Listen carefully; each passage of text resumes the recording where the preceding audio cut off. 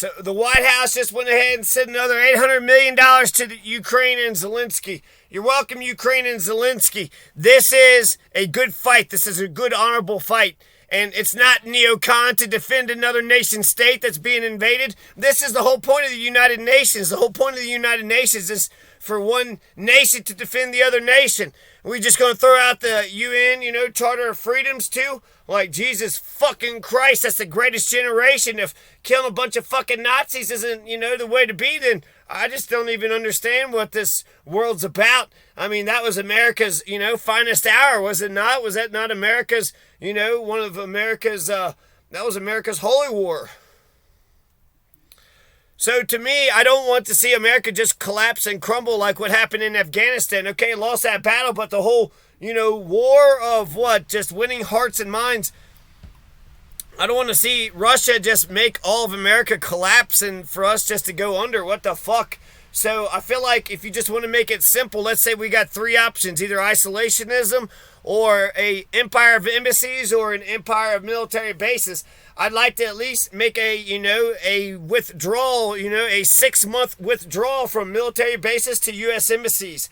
And then I would like to see us go from U.S. embassies to isolationism if that's what we want as the American people. Those are the three options. Are we the premier empire? Are we the hegemonic premier empire? Nobody can fuck around, or we're the policemen of the world and we'll intervene. And that's just the way it is. Or B, are we an empire of U.S. embassies? So instead of militarily dominating everybody, we try to win hearts and minds through our trade, our ideas, our culture, our music, our media, da-da-da-da-da.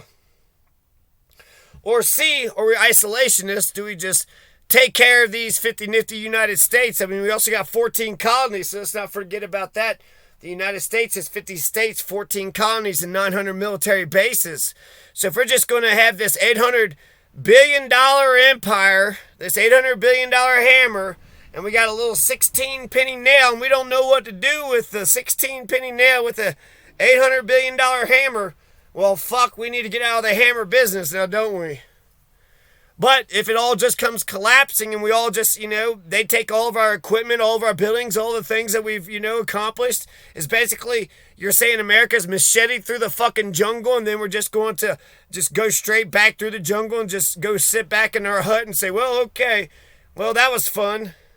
For no point, no, I feel like at the very least, have a U.S. embassy there. Have a U.S. embassy there. Some people actually like us still, so they might still want us to be there.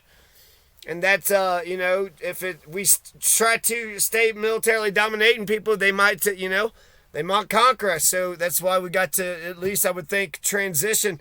Anyways, I'm isolationist, but I just don't want to see America come crumbling down because a fucking 23-year terrorist, totalitarian, fucking pile of shit dictator, motherfucker, autocrat, monarchical, autocratic, anti-democratic, fucking fascist, right-wing Nazi fucking piece of shit. Putin is we're just gonna allow that motherfucking, in World War II, even though that was one of our sacred wars, Civil War and World War II and the Revolutionary War, those are America's three sacred wars. The Soviet Union did much of the fighting against Nazi Germany. Afterwards. They used to be, I think, allies, but then so did England. England was allies with Hitler, too. But if we say, okay, Anne Frank, what's good for the goose is good for the gander. Let's just say we have a fair society. And, Anne Frank and Peter, right? So Anne Frank and Peter, they are stuck in a goddamn fucking, in some sort of building. They're stuck in some sort of building because the town's occupied and they're just shipping Jewish folks into concentration camps and they're killing the shit out of them. So America made several mistakes. We waited for 2 years before we got into the war, and we waited until Germany declared war on us. So what the fuck were we waiting on? What the fuck? We were allowing the bankers and the fucking manufacturers and shit and all these companies to make money? And so 1939 is when Danzig, the invasion of Poland or what have you, happened. And then France and UK had declared war. But we didn't. We waited until Japan attacked us. And then, I think waited even a month after that too. But it took us a minute to enter into World War II.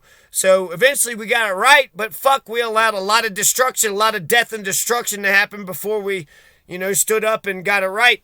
And then the next thing after that, basically once we got into the fucking war, we still drug our goddamn feet.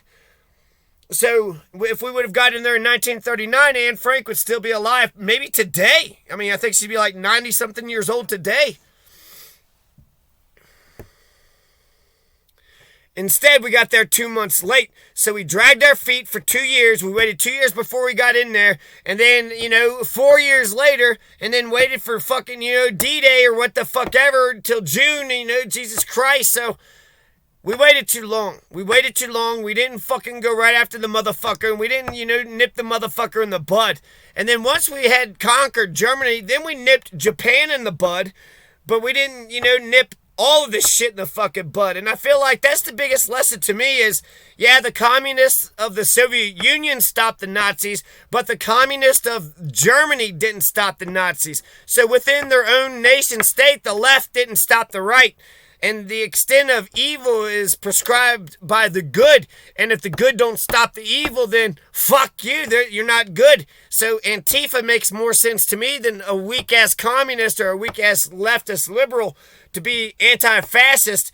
Anti-fascist means, we hang out, we're chill, we're cool. Everything's, cool. Everything's until somebody does something stupid. And then, then we got to nip this shit in the bud. But that's, self-defense is intelligence, is it not? But basically for all the other... So there you go. $800 million, right? Is that what I'm talking about?